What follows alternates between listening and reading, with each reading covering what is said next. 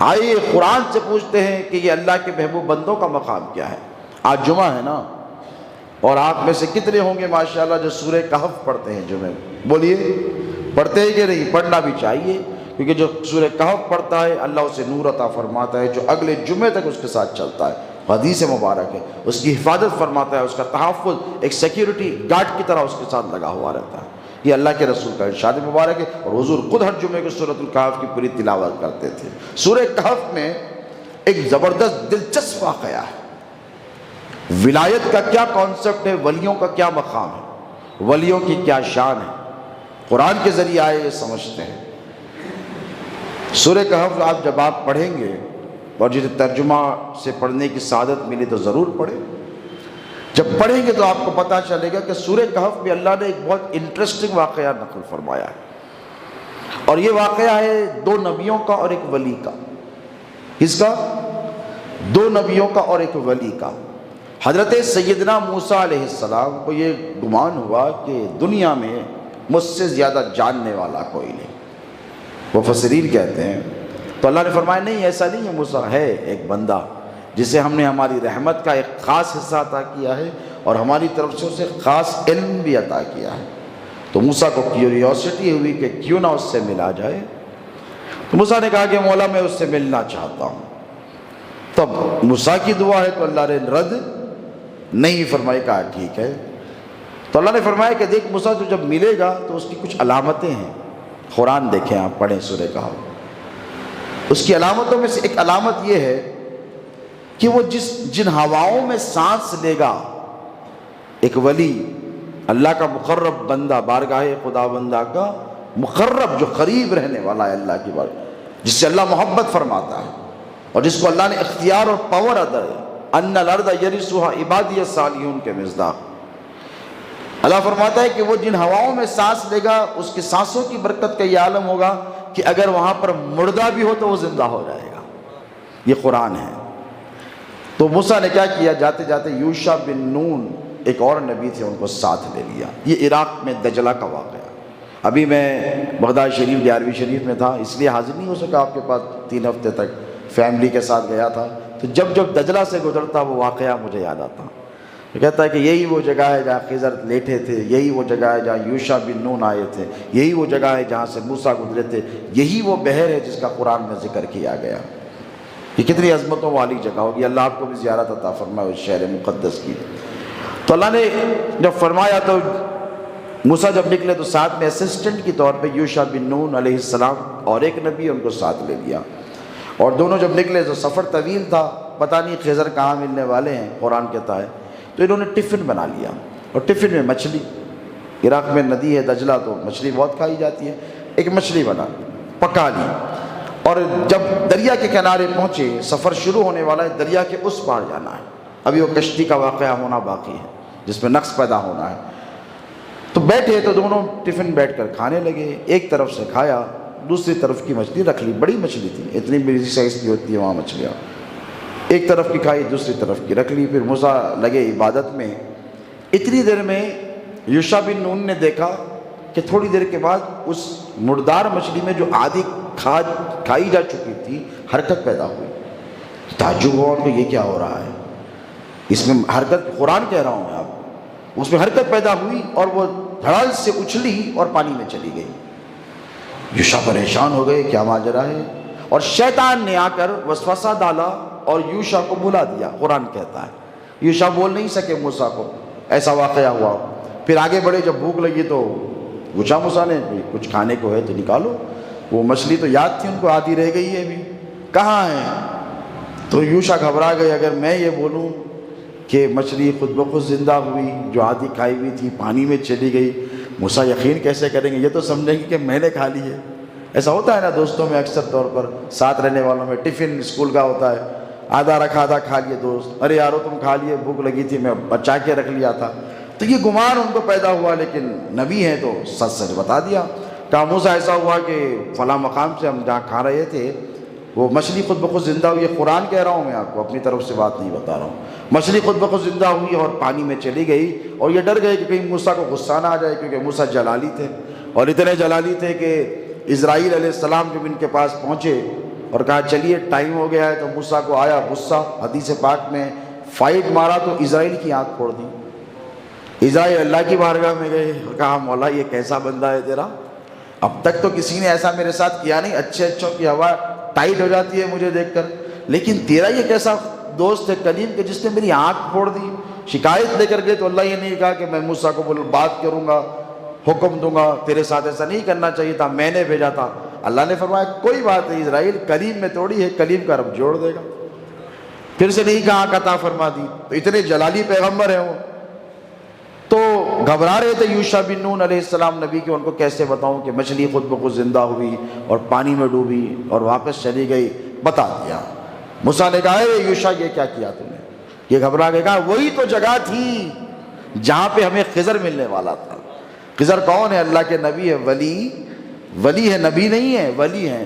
وہاں تو ان سے ملنا تھا, میں جن کے لیے ملاقات کے لیے نکلا ہوں وہ ان کی ملاقات. چلو وہ جگہ یاد ہے تم کو؟ ہاں مجھے یاد آ. وہ جگہ آئے تو خضر علیہ السلام چادر تان کر سو رہے ہیں آرام سے. تو آئے, ملاقات ہوئی. اب خضر کو اللہ کی طرف سے ذمہ داریاں ہیں, دنیا کے کام کاج ہیں, ایسے ہڈن ایجنڈاز ہے جو ہم کو سمجھ میں نہیں آتے. راز اللہ کے کیا ہے؟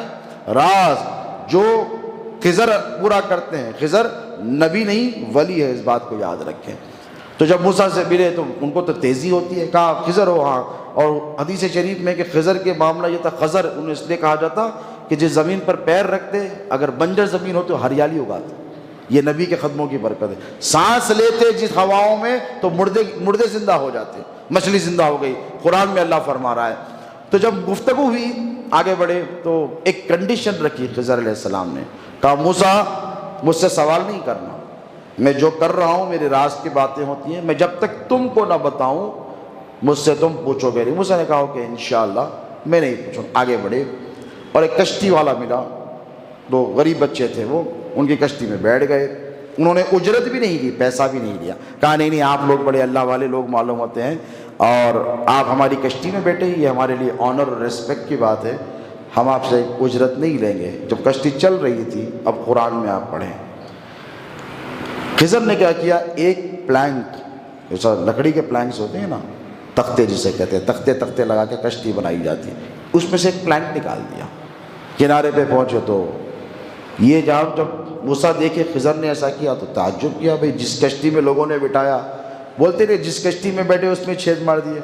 یہ تب سے چلا آ رہا ہے, یہ تب سے چلا آ رہا ہے. کب سے؟ موسیٰ کے واقعے سے. موسیٰ نے دیکھا خضر نے اس کو نقص کر دیا اس میں, تو آ گیا غصہ. بولے ارے ایک تو بٹھائے, دوسرا پیسے نہیں لیے لوگوں اجرت, اور یہ غریب لوگوں کی کشتی تھی, تم نے اس میں سوراخ کیوں مار دیا؟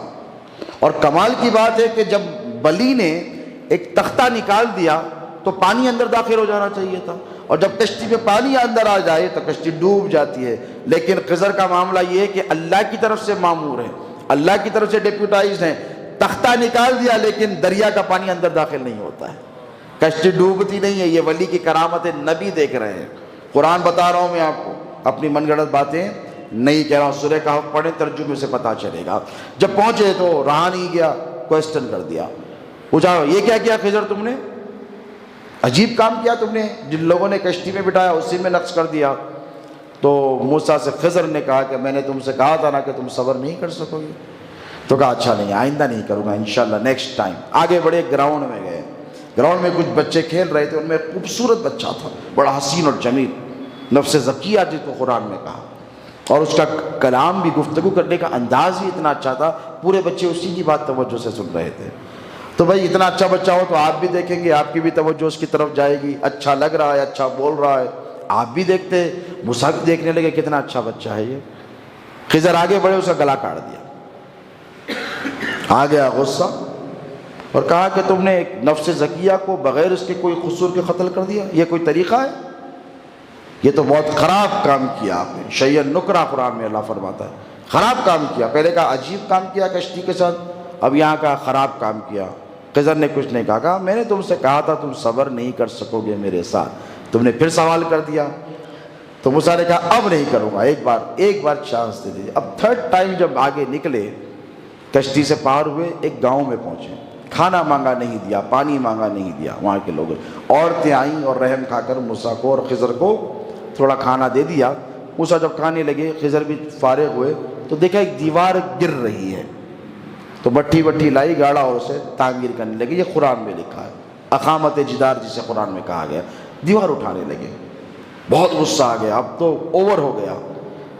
موسیٰ نے کہا کہ خضر کیا کر رہے ہو، ایسی دیوار اٹھا رہے ہو شہر میں بغیر اجرت کے، جن لوگوں نے ہمیں کھانے کے لیے نہیں پوچھا تھا اور اجرت بھی نہیں لی تم نے، بغیر اجرت کے، قرآن کہتا ہے بغیر اجرت کے لی۔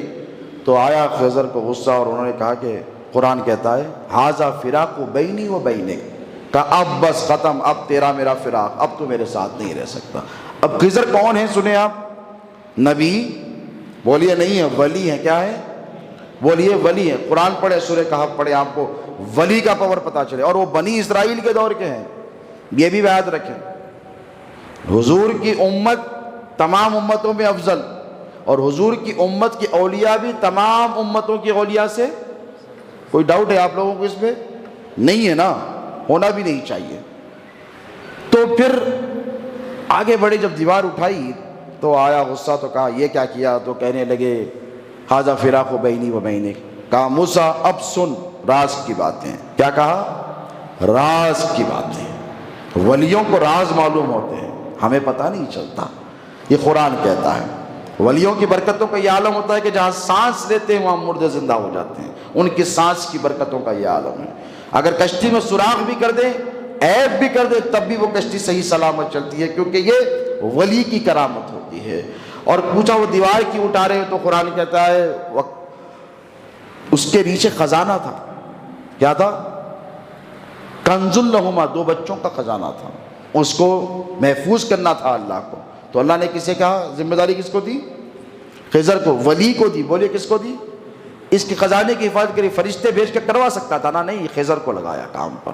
توجہ رکھے، خضر کو، ولی کو لگایا۔ اور کیا کہا؟ وَكَانَ أَبُوهُمَا صَالِحًا، قرآن پڑھیں سورہ کہف میں، وہ ان کے بچوں کا باپ نیک تھا، اسی لیے اس خزانے کی حفاظت کی گئی۔ بات سمجھ میں آ رہی ہے آپ کے؟ تو یہاں پر مجھے یہ عرض کرنے دے کہ وہ جو راز کی باتیں نبی ہوتے ہوئے موسیٰ نہیں جانتے تھے، اللہ نے ایک ولی کو وہ مقام عطا فرمایا تھا، اور بنی اسرائیل کے جناب خضر کو کہ وہ اللہ کی راز کی حکمتیں جانتے تھے، اور ان کو اللہ فرماتا ہے کہ ہم نے رحمت بھی عطا فرمائی، وَعَلَّمْنَاهُ مِن لَّدُنَّا عِلْمًا، اور ہماری طرف سے ایک خاص علم عطا فرمایا تھا جس کی وجہ سے یہ جان جاتا تھا۔ دیکھیے جب کشتی غصب ہونے لگی تو پوچھا کشتی کا معاملہ کیا ہے، کیوں سوراخ مارا تھا؟ تو پہلا راز کھول کر بتایا اس لیے کشتی میں سوراخ کر دیا تھا کہ پیچھے سے ایک بادشاہ آ رہا تھا جابر، اور اس کا یہ طریقہ تھا کہ وہ کشتیاں غصب کر لیتا تھا لوگوں کی۔ اب یہ غریب بچوں کی کمائی کا ذریعہ تھا، میں نے اس میں سوراخ اس لیے کر دیا کیونکہ عیب دار دیکھے گا تو چھوڑ دے گا۔ بات سمجھ رہے ہیں آپ؟ یہ کس کا کام ہے؟ خضر کا کام ہے۔ کیوں ہے؟ وہ رحمت والے ہیں، اور رحمت والے برکت دیتے ہیں، بچاتے ہیں، عافیت دیتے ہیں، آئندہ آنے والی مصیبتوں سے بچاتے ہیں۔ یہ کسی نے نہیں دیکھا کہ کشتی کو ابھی غصب کرنا باقی تھا، ابھی ہوئی تو نہیں تھی نا، قبضہ ہونے والی تھی، اللہ نے محفوظ لوح محفوظ میں لکھا تھا۔ لیکن ولی کا یہ کارنامہ ہے کہ اس کو عیبدار کر کر اللہ نے ولی کو یہ اختیار عطا فرمایا۔ کیوں؟ ان الارض یرثها عبادی الصالحون، اللہ فرماتا ہے کہ ہم نے ہمارے محبوب بندوں کو زمین کا وارث بنا دیا ہے۔ تو عیبدار کر کر اس کے نقصان ہونے سے بولیے کس نے بچایا؟ خضر نے۔ یہ کہاں لکھا ہے؟ کسی مولانا کی کتاب میں نہیں، کلام اللہ میں لکھا ہے، سورہ کہف میں لکھا ہوا ہے یہ سارا واقعہ۔ پھر آگے بڑھے، بچے کو مار دیا۔ قتلت نفس زکیۃ بغیر نفس، موسیٰ نے پوچھا کہ اس کو مارا جو کس کا قصور ہی نہیں تھا، اچھا خاصا تھا، مار دیا۔ تو خضر نے فرمایا کہ اس لیے اس کو مارا کیونکہ یہ آگے جا کے کافر ہونے والا تھا، اور اس سے ماں باپ اس کے اتنی محبت کرتے تھے کہ وہ بھی طاغی ہو جاتے، وہ بھی اللہ کے باغی ہو جاتے، حالانکہ وہ مومنین تھے۔ اسی لیے اللہ نے چاہا کہ اس کو مار دیا جائے، اور اس کے بدلے میں وَأَقْرَبُهُمَا، اس سے بہتر اسے دے دیا جائے، اس لیے اس کو قتل کیا، اس کو اچھی اولاد عطا کی جائے گی۔ تو موسیٰ خاموش بیٹھ گئے۔ اچھا یہ رہا، وہ دیوار کیوں اٹھائے؟ تو کہا اس کے نیچے یتیم بچوں کا خزانہ تھا۔ اب ذرا مجھے کہنے دیں، یہ واقعہ آپ کو میں نے قرآن پاک کا اس لیے سنایا تاکہ اس واقعے کی روشنی میں آپ کو ہمارے پیر پیرانے پیر غوث اعظم دستگیر کا مقام مرتبہ سمجھنے میں آسانی ہو۔ یہ خضر ہیں جو بنی اسرائیل کے ہیں، ان کا مقام مرتبہ اور اختیار اللہ کی کائنات میں اتنا ہے کہ ہونے والے واقعات کو ٹال رہے ہیں۔ تو ذرا سوچو، جو ولیوں کا سلطان ہے، جو محبوب سبحان ہے، جو پیروں کا پیر ہے، جو امت مصطفی میں ولیوں میں سب سے بڑی شان رکھنے والی ذات ہے، اس پیرانے پیر غوث اعظم دستگیر کے مقام و مرتبے کا عالم کیا ہوگا۔ پیرانے پیر غوث اعظم دستگیر فرماتے ہیں، خود فرماتے ہیں، یہ اللہ کے راز کی باتیں ہیں۔ تو سنو، غوث پاک فرماتے ہیں وَلَوْ أَلْقَيْتُ سِرِّي فَوْقَ مَيْتٍ لَقَامَتْ بِقُدْرَةِ الْمَوْلَى الْتَعَالِي۔ عبد القادر جیلانی اگر اپنے راز کو مردے پر ڈالے تو مردہ زندہ ہو کر ٹھہر جائے گا۔ وہاں خضر سانس لے تو مردہ مچھلی قرآن میں اللہ فرماتا ہے زندہ ہو جاتی ہے، تو ذرا غوث پاک کے مقام و مرتبے کا عالم کیا ہوگا سوچیں۔